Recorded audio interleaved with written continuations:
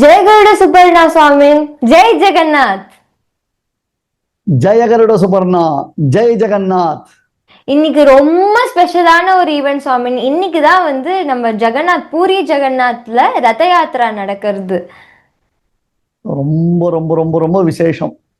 அதாவது one of the international biggest festival, அதோட டவுட்டே கிடையாது. நான் கூட ரீசண்டா அந்த அழகர் ஆத்துல இறங்குற உற்சவத்தை பத்தி நான் சொல்லும் பொழுது இதை கோட் பண்ணியிருந்தேன். அதாவது ஜெகநாத் ரத யாத்திரை அப்படின்றது அது ஒரு பெரிய மேசிவான ஒரு உற்சவம் இல்லையா? ரியலி இன்னைக்கு ஜெகநாதன், பலபத்ரன், சுபத்ரா தேவி இவா 3 பேரும் சேர்ந்து டிராவல் பண்றதுன்றது ஒரு பிக்கெஸ்ட் யூனிவர்சல் ஃபெஸ்டிவல் அப்படி சொல்லணும் நம்ம. உண்மைதான் சுவாமி. அது மட்டும் இல்லாம எல்லா கோவில்லையும் இப்ப நம்ம கோவில் எல்லாம் ரத யாத்திரா நடக்கிறது. ரத யாத்திரா அதாவது தேர்ல பெருமாள் வர்றதுன்றது எல்லா கோவில்லையுமே நடக்கிற ஒரு விஷயம். ஆனா ஜென்ரலி உற்சவர் தான் வெளில வருவார். ஆனா ஜெகநாத் ரத யாத்திரை தான் மூலவரே எல்லாரும் பார்க்கணும் அப்படின்றதுக்காக வெளில வர. ஏன்னா இப்போ ஜெகநாத் பெருமாள் கோவிலுக்குள்ள எல்லாராலையும் உள்ள போயிட முடியாது. அது நம்ம சனாதன தர்மத்துல இருக்கிறவா நம்ம ஊர்க்காரா மட்டும்தான் உள்ள போகலாம், வெளிநாட்டுக்காரால எல்லாம் போக முடியாது. அப்படின்றதுக்காக பெருமாளே வெளில எல்லாருக்கும் தரிசனம் கொடுக்கறதுக்காக தான் ரத யாத்திரா மூலவரே வர்றார். இங்க ஒரு சின்ன பாயிண்ட் நீ நோட் பண்ணிக்கோ. அதாவது பெருமாள் எல்லாருக்கும் பொது, அதுல ஒன்றும் சந்தேகமே கிடையாது. இந்த பாயிண்ட நான் சொல்லல, சுவாமி தேசிகன் பாதுகா சகஸ்திரத்துல இதை நமக்கு பாயிண்ட் அவுட் பண்றாரு. கோவில்கள்ல பெருமாளுக்கு ஏன் புறப்பாடு அப்படின்றதான ஒரு கொஸ்டின் ஒன்று வருது. அந்த கொஸ்டினுக்கு தேசிகன் சொல்றார், கோவிலுக்கு போய் பெருமாளை சேவிக்க முடியாத அசௌகரியங்கள் நல்லா புரிஞ்சுக்கணும். சில பேருக்கு உடம்பு சரியில்லாமல் இருக்கும், சில பேருக்கு ஏஜ் ஃபேக்டர் இருக்கும், சில பேருக்கு பிசிக்கலி அவளால் மூவ் பண்ண முடியாத சில சிரமங்கள் இருக்கும். அந்த மாதிரி இருக்கிறவாளுக்கு கூட பெருமாளுடைய சேவை கிடைக்கிறதுக்கோசரம் தான் மூலவர் உற்சவர் அப்படின்றதான 2 ஃபார்ம்ல இருக்கக்கூடியதான பெருமாள். மூலவரை நம்ம கேரி பண்ணிட்டு வர முடியாது, அது ஏன்னா ஒரு பிக்கெஸ்ட் ஸ்டோன், அந்த மாதிரி ஒரு பெரிய சிலா பேரராகவும் ஒரு தாரு பேரராகவும் இருப்பார். அதுக்காக உற்சவமூர்த்தி வீதிகளில் எழுந்தருளுகிறார். இந்த காரியத்தை யார் பண்றான்னா பாதுகாதேவி பண்ணிட்டு இருக்கா. யாரெல்லாம் பெருமாளை சேவிக்க முடியலையோ அவளுக்கு பெருமாள் சேவை வரத்துக்கோசரம் பாதுகாதேவி பண்றாருன்னு சுவாமி தேசிகன் நமக்கு எடுத்து காமிச்சிருக்கார். பட் இன் பூரி நம்ம பார்த்தோம்னா அதுல ஒரு ஸ்பெஷல் என்ன அப்படி கேட்டா, பூரியில ஜெகநாதருக்கு தனியா ஒரு உற்சவர் கிடையாது.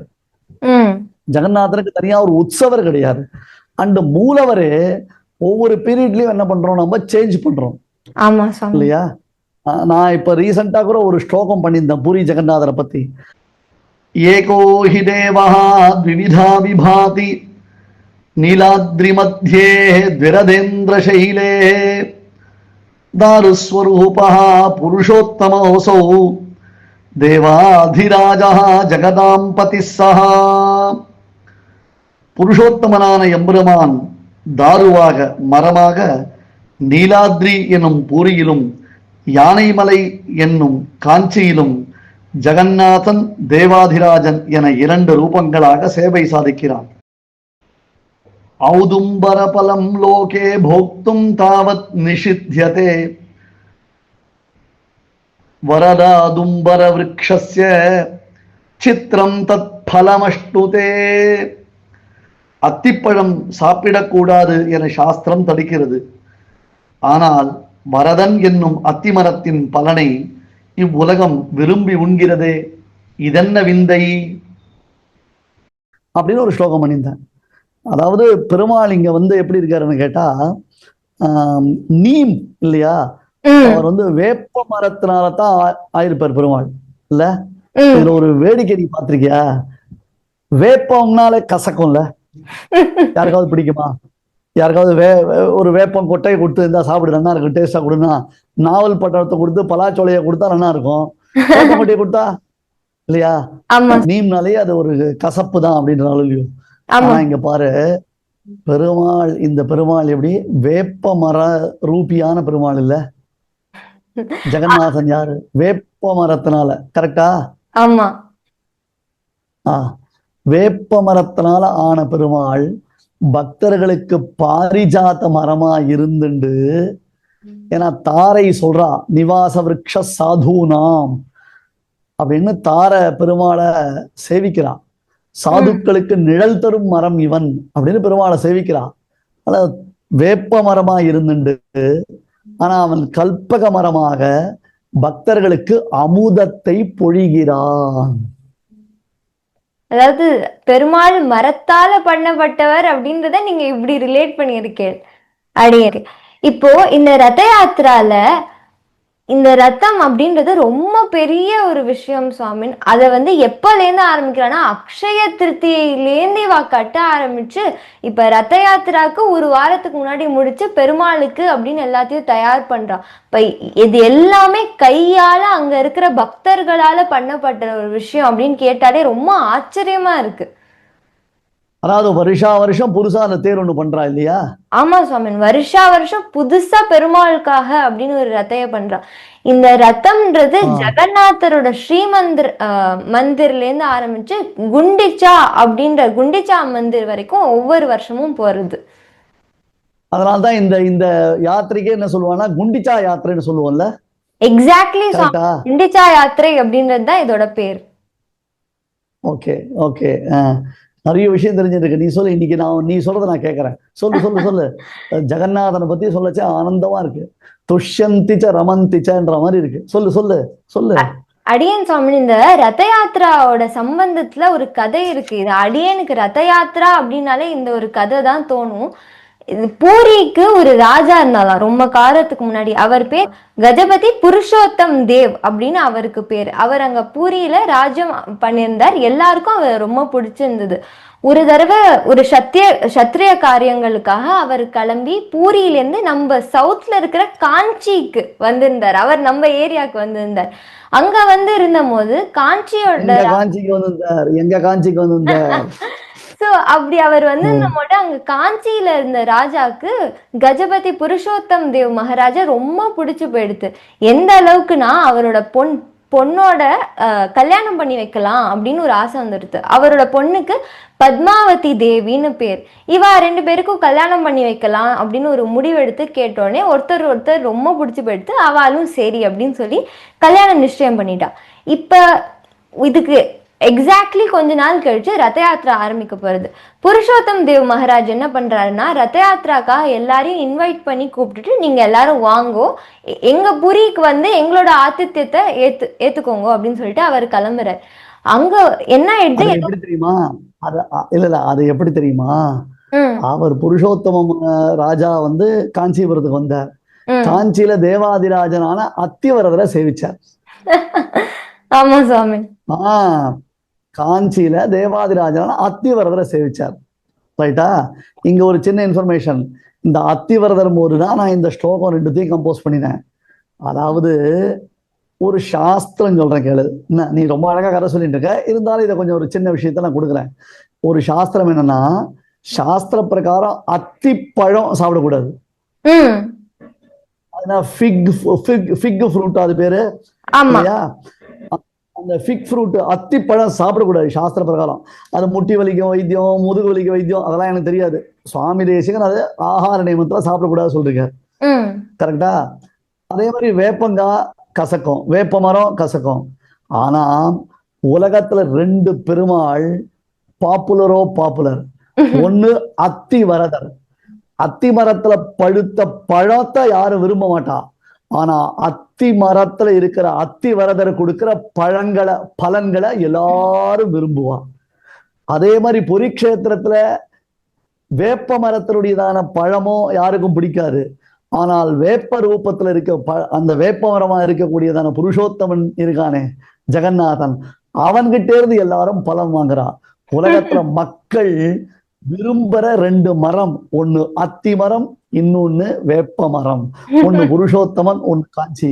அதனால்தான் இவா 2 பேருக்குள்ள கல்யாணம் பிக்ஸ் ஆறுது. எப்படி இருக்குது? சூப்பர் சுவாமி.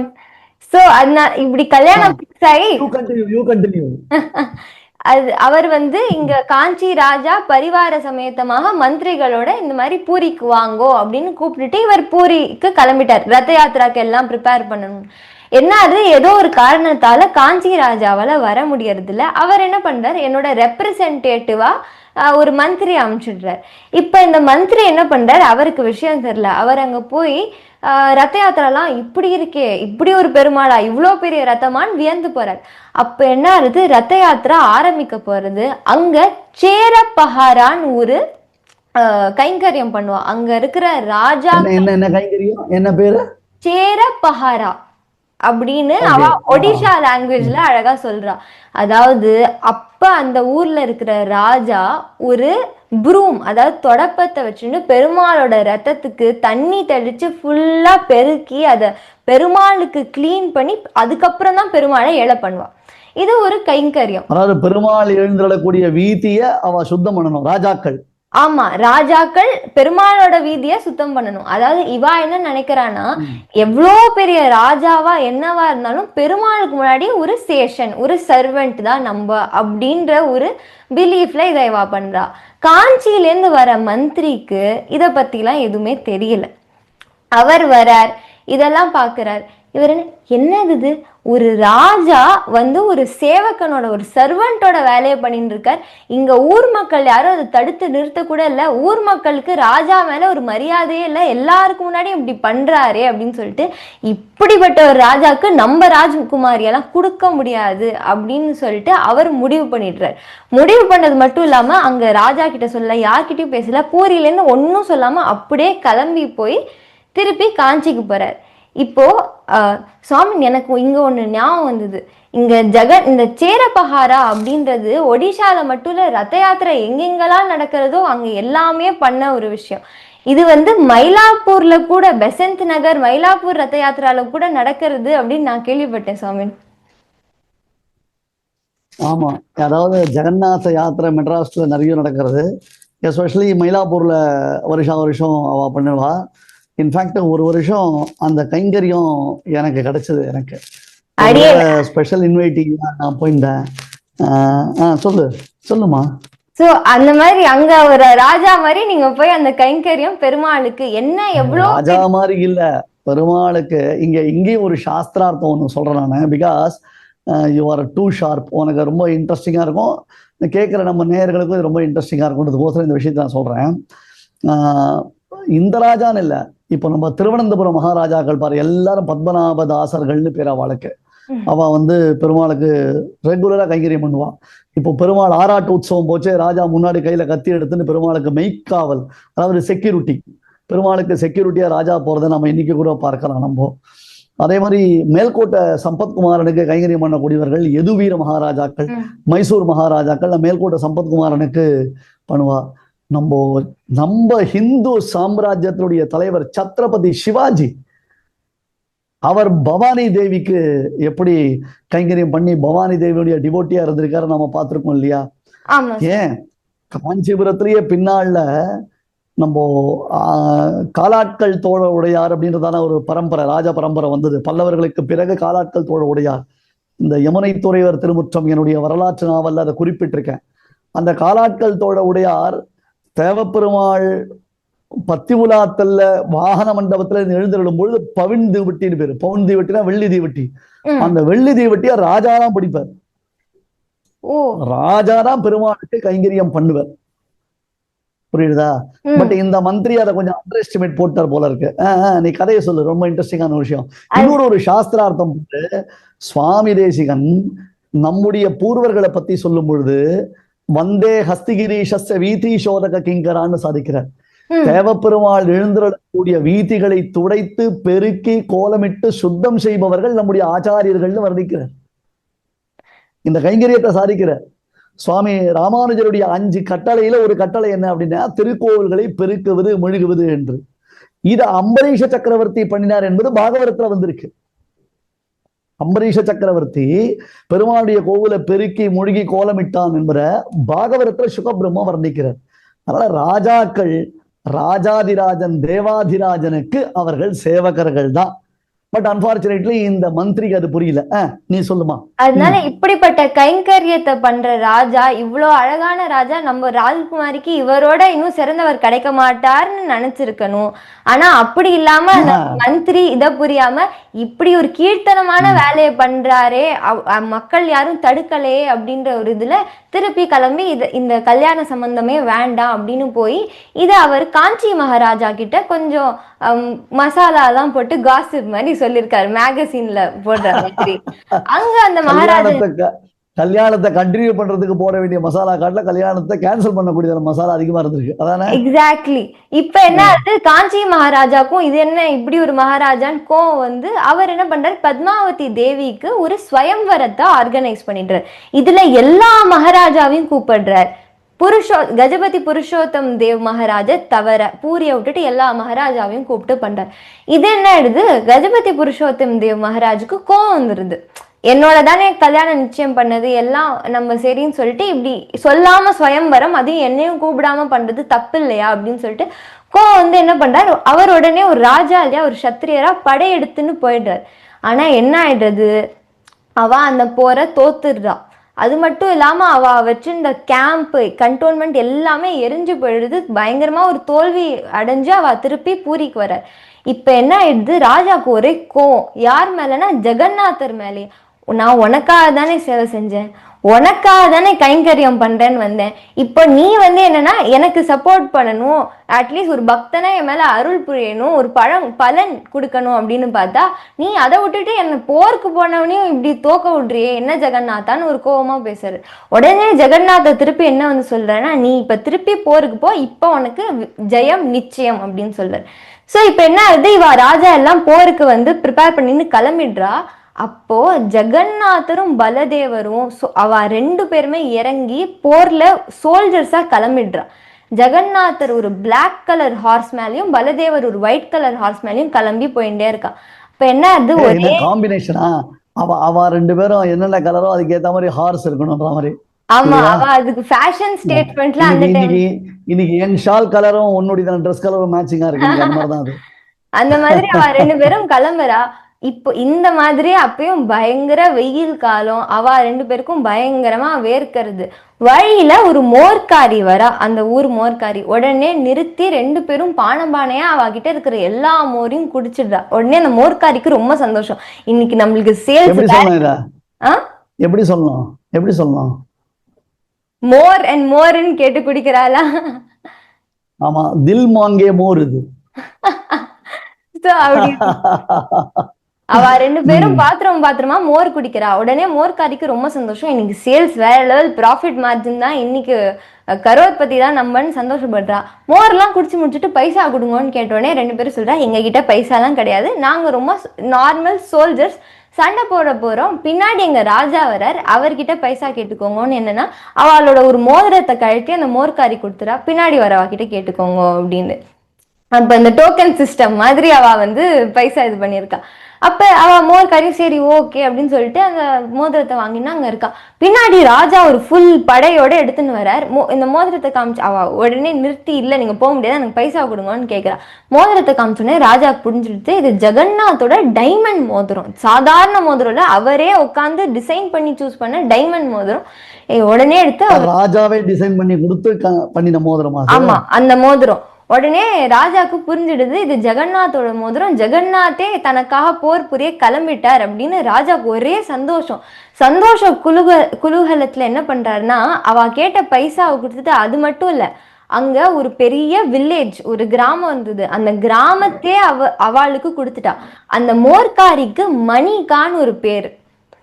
இப்போ அந்த மணிகா இந்த கிராமத்தே கொடுத்ததுனால அந்த கிராமத்துக்கு மணிகப்பட்னான் இன்னைக்கு வரைக்கும் அந்த கிராமம் இருக்கு, ஒடிஷாவோட எல்லையில. ஓ, அதாவது பெருமாளும் பலராமனும் வந்து மோர் வாங்கி சாப்பிட்ட அந்த இடம் அவளோட அடியில. அடுத்து பசங்க எல்லாரும் அந்த கிராமத்துக்கு ஹெட்டா சீஃப்டனா இருந்தா. மணிகப்பட்னான் இன்னைக்கு வரைக்கும் ஒடிஷாவோட ஊர் எல்லையில இருக்கு. இப்ப என்ன ஆயிடுது, இவ எல்லாரும் போறா, காஞ்சியோட யுத்தம் பண்றா, யுத்தத்தை ஜெயிச்சிடுறா. ஏன்னா ஜெகநாத்தும் பலதேவருமே அங்க இருக்காருன்னா அவ 100% ஜெயம் அங்கதான். எத்திர யோகீஸ்வர கிருஷ்ணோ எத்திர பார்த்தோ அந்த மாதிரி எத்திர புருஷோத்தம் மகாராஜ்ன்ற மாதிரி அவ யுத்தத்தை ஜெயிச்சுட்டு வந்துடுறா. இப்ப வந்தோடனே ஆனா புருஷோத்தம் மகாராஜ்க்கு இன்னுமே ஒரு காஞ்சி மகாராஜ் அப்படி பண்ணிருக்க கூடாது. அவர் உடனே என்ன பண்றாரு, கோவத்துல அங்க பத்மாவதி தேவிய வந்து அவரோட கூட்டின்னு வந்தாரு. கூட்டின்னு வந்து என்ன பண்றாருன்னா அவரோட ஒரு மந்திரியை கூப்பிட்டு என்ன பண்றார், இந்த மாதிரி என்ன அவ எப்படி இன்சல்ட் பண்ணாலோ அந்த மாதிரி பத்மாவதி தேவிக்கு ஒரு சர்வெண்ட் ஒரு ஸ்வீப்பரை தான் நீ கல்யாணம் பண்ணி வைக்கணும், இந்த மாதிரி பெருக்கி துடைக்கிற வாழ்க்கையை நீ கல்யாணம் பண்ணி வை, நான்லாம் கல்யாணம் பண்ணிக்க மாட்டேன் அப்படின்னு ஒரு கோவத்துல சொல்லிடுறாரு. அந்த மந்திரிக்கும் என்ன பண்றதுன்னே தெரியல, ரொம்ப நல்ல ஒரு ராஜ்குமாரியே இப்படி பண்ணணுமா, இப்படி ஆயிடுத்தேன்னு சொல்லிட்டு சரி ஓகேன்னு அவர் அதுக்கப்புறம் விட்டுறாரு. மந்திரி ராஜ்குமாரி அவர் ஆத்துல வச்சுன்னு நன்னா பாத்துக்கிறார். என்ன ஆயிடுது, அப்படியே இன்னும் கொஞ்சம் மாசங்கள் போனா இந்த யுத்தம் எல்லாம் முடிஞ்சு திருப்பி அடுத்த ரத யாத்திரா வந்துருது. அடுத்த ரத யாத்திரா வந்தோடனே திருப்பி இந்த சேரப்பஹரா அப்படின்ற ட்ரெடிஷன் வந்துருது. மகாராஜா திருப்பி இந்த எல்லாத்தையும் எடுத்துட்டு பெருமாளோட வீதியை வந்து திருப்பி கைங்கரியம் பண்ண ஆரம்பிச்சுடுறாரு.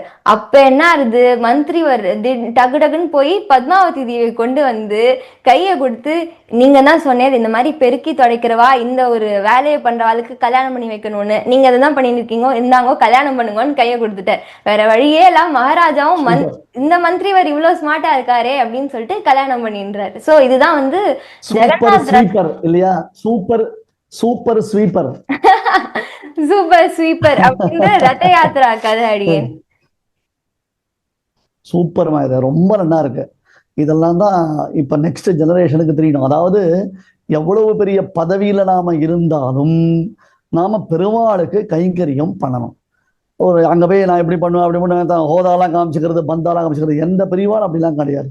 ஸ்ரீபாஷ்யக்காரர் நமக்கு கொடுத்துருக்கிற கட்டளையில அலகிடுதல்னு சொல்றாரு. அலகிடுதல்னு அர்த்தம் சன்னதிகளை கோவில்களை சுத்தமா பெருக்கணும் அப்படின்றதாக சொல்லி சொல்றாரு, சுத்தப்படுத்தணும் அப்படின்றதாக சொல்லி சொல்றாரு. அந்த இடத்துல நமக்கு நான் அடிக்கடி சொல்லுவேன், அம்பானி அதானி அப்படின்னு நமக்கு இன்ஸ்பிரேஷன் வச்சுட்டு இருக்கோம். அம்பரீஷன் நமக்கு இன்ஸ்பைரிங்கா இருக்கணும். அம்பரீஷன் கிட்ட நமக்கு இன்ஸ்பயர் ஆகணும். ஏன்னா அவ்வளவு பெரிய சக்கரவர்த்தி, வேர்ல்டு வைடு சக்கரவர்த்தி அம்பரீஷன். அந்த சக்கரவர்த்தி பெருமாளுடையதான கோவில்களை பெருக்கி கோலமிட்டு எல்லா கைங்கரியம் பண்ணியிருக்கான். இந்த புரி மகாராஜ புருஷோத்தம தாசர்களா எல்லா காரியமும் பண்ணியிருக்கான். இன்னைக்கும் பத்மநாப தாசர்கள் பண்றான். இதெல்லாம் பார்த்தா ரொம்ப ஆச்சரியமா இருக்கு.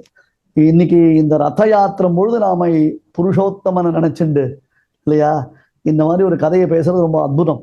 அதுல 100 இன்ஃபர்மேஷன் இருக்கு. அப்கோர்ஸ் நம்ம இதை தொடர்ந்து நம்ம கண்டினியூ பண்ணலாம். ஏன்னா இப்ப பூரி ஜெகநாதனுடைய ராத்திர யாத்திரைன்றது போயிட்டு இருக்கு இல்லையா. அதுல முக்கியமான ஒரு விஷயம் என்னன்னா, இந்த குண்டிச்சா யாத்திரை அப்படின்னு அதுக்கு ஏன் பேரு, why it is called as Gundicha யாத்திரை அப்படின்னு பேரு. ஒன் மோர் திங் என்னன்னா, பெருமாள் தன்னுடைய அண்ணாவோட ரதோத்சவம் கண்டருளக்கூடியதான ஒரே உற்சவம் புரியில மட்டும்தான், புருஷோத்தமபுரி மட்டும்தான். இந்த க்ஷேத்திரத்திற்கு நீலாத்ரி அப்படின்னு பேரு. நீலாத்ரி சந்திரோதயம் என்பதாக ஒரு நாடகமே இருக்கு, ஒரு காவியமே இருக்கு. ஸ்காந்தம் முதலான புராணங்கள்ல புரிக்ஷேத்திர மகாத்மியத்தை ரொம்ப எக்ஸ்டென்சிவா ரொம்ப எலாபரேட்டா அந்த புராணங்கள்ல இதை பத்திலாம் பேசியிருக்கான். நான் புருஷோத்தம புரின்றதாக ப்ரோக்ராம் கூட பண்ணியிருக்கேன். அது கீழே கமெண்ட் பாக்ஸ்ல நம்ம அதோட லிங்க் எல்லாம் கொடுப்போம். நம்ம இப்போ இன்னைக்கு இந்த ரத யாத்திரையில ஜெகநாத பெருமாளையும் சுபத்ரா தேவியையும் நம்பி மூத்த பிரானான பலராமனை நாம சேவிப்போம். இது போல ஒரு ரொம்ப இன்ட்ரெஸ்டிங்கான விஷயங்களை நாம அடிக்கடி நம்ம பக்தர்களுக்கு கூட நம்ம எல்லாரும் ஷேர் பண்ணிக்கலாம். ஜெய் ஜெகநாத், ஜெய கருட சுபர்ணா, ஜெய் ஜெகநாத். நீலாச்சல நிவாசாய நித்யாய பரமாத்மனே பலபத்ர சுபத்ராபியாம் ஜெகநாதாய தே நமஹ. ரொம்ப நல்லா இருந்தது. ஜெய கருட சுபர்ணா, ஜெய கருட சுபர்ணா.